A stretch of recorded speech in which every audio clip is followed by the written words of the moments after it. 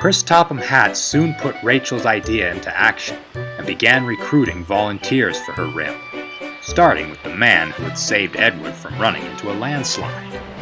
They cleaned station platforms, did railway repairs, and even assisted various signalmen across the island. It didn't exactly get rid of the homeless problem, but it helped many of them put their foot in the door, and there were less and less of them straying onto the line. Needless to say, the engines were more than thankful.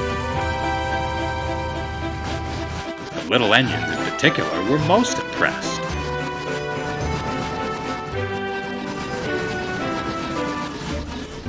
Afternoon, Simon.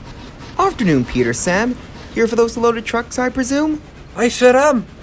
You enjoying your time here at the quarry so far? Can't complain. Turning points ain't no art career, but it's keeping me busy.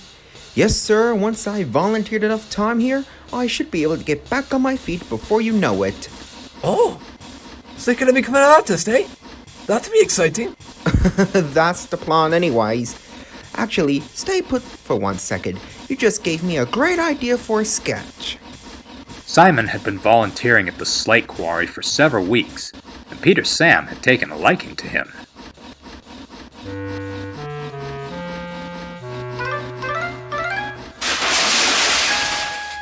Whoops. Unfortunately, the man's skills left much to be desired. Great. Now I'm going to be late with my next shipment of slate.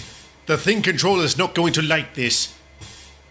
The quarry manager had seen what had happened and telephoned the thin controller straight away. Rusty then arrived with some workmen to re-rail Duke's tender.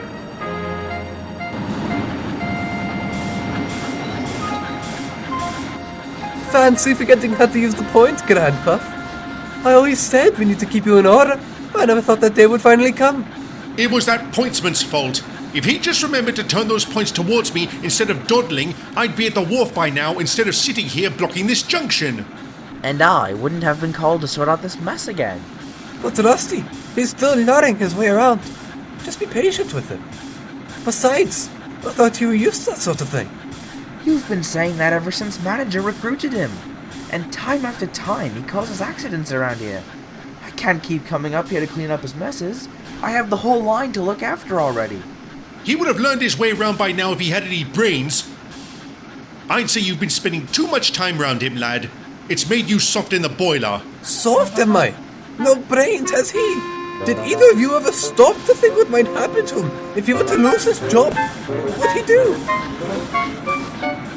But Peter Sam, we're only trying to help. Peter Sam was still brooding as he made his way down the line. He wanted to show the other engines that Simon wasn't as bad as they'd made him out to be, but he wasn't sure how.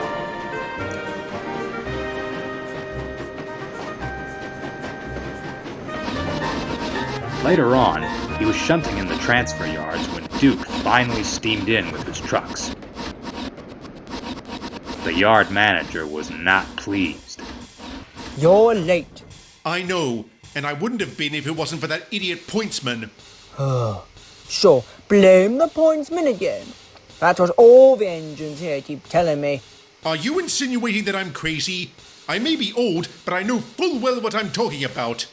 Then instead of blaming your tardiness on those workmen, get it straightened out. These shipments of slate can't keep arriving late. Otherwise, this railway will lose an important shipping contract in case you've forgotten.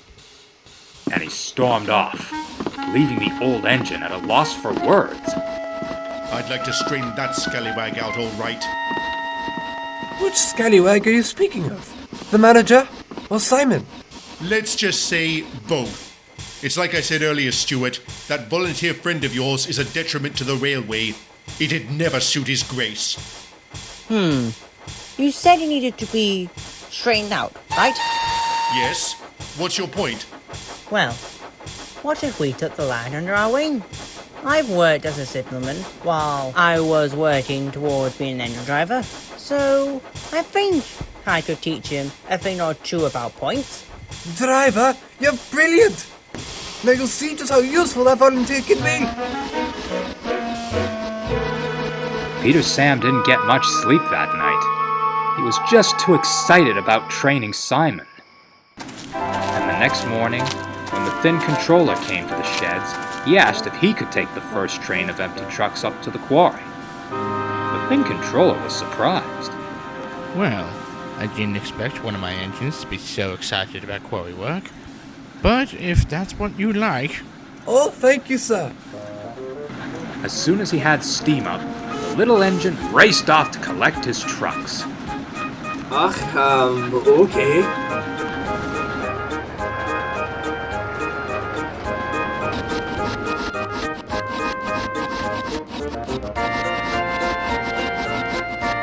Morning, Peter Sam. Say, would you mind having a look at my drawing? See how it looks so far? Wow, that's really coming along, Simon. But never mind that. We've got some training to do. Alright. What sort of training were you thinking? I must be frank with you, Simon.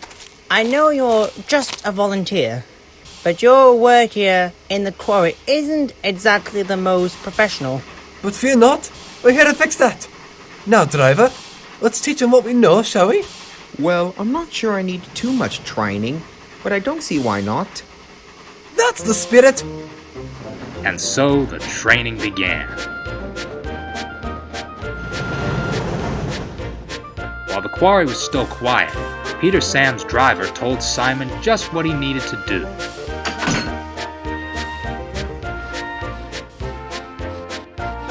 And the fireman meanwhile took control of Peter Sam. Unfortunately, this meant they had to move more slowly, thus taking longer to get his train ready.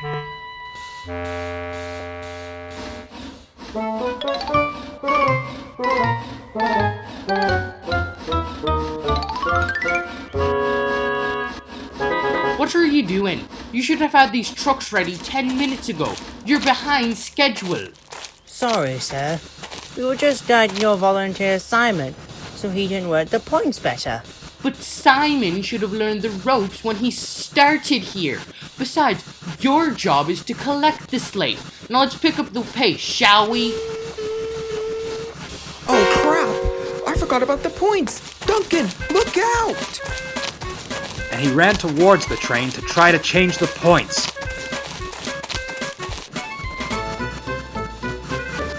But even though Duncan wasn't going fast, it was too late. What in the blazes was that? His driver and fireman ran over to check on the guard, who was fumbling out of the van's doorway. Gary, are you alright? Oh, I don't know. Ah! My arm! It's broken! Who would have thought such a clumsy pointsman would also be a danger to the railway?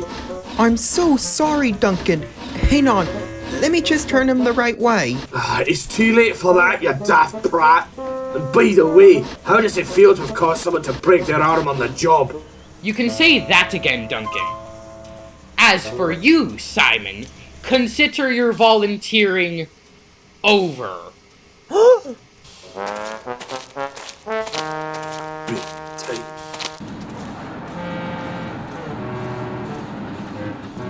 Oh, Finkelberg, don't tell me.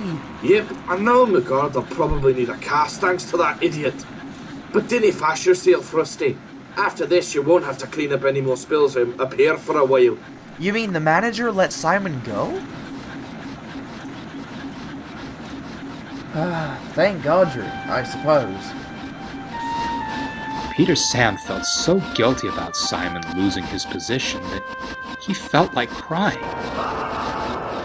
He could barely concentrate on his work, and he once again couldn't sleep. He didn't even feel like talking to the other engines.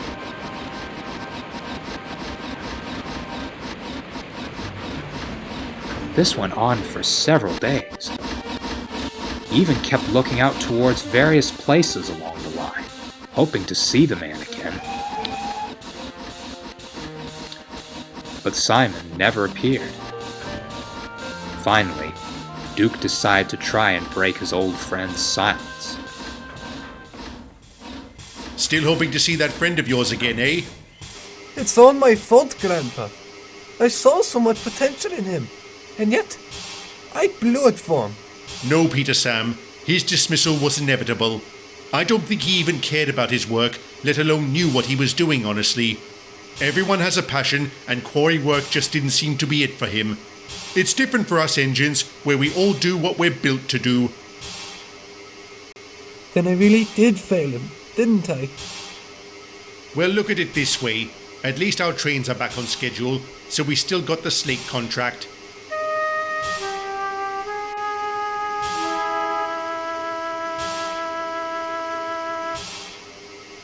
And your friend's now free to pursue all the things he's ever wanted to do.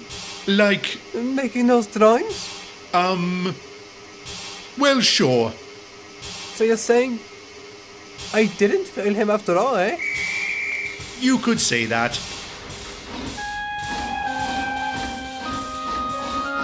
Peter Sam said no more.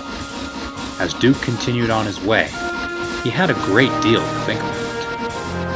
He still felt guilty about what had happened, but he hoped that wherever he was now, Simon was all right. And he was sure, too, that he was finally doing what made him happy.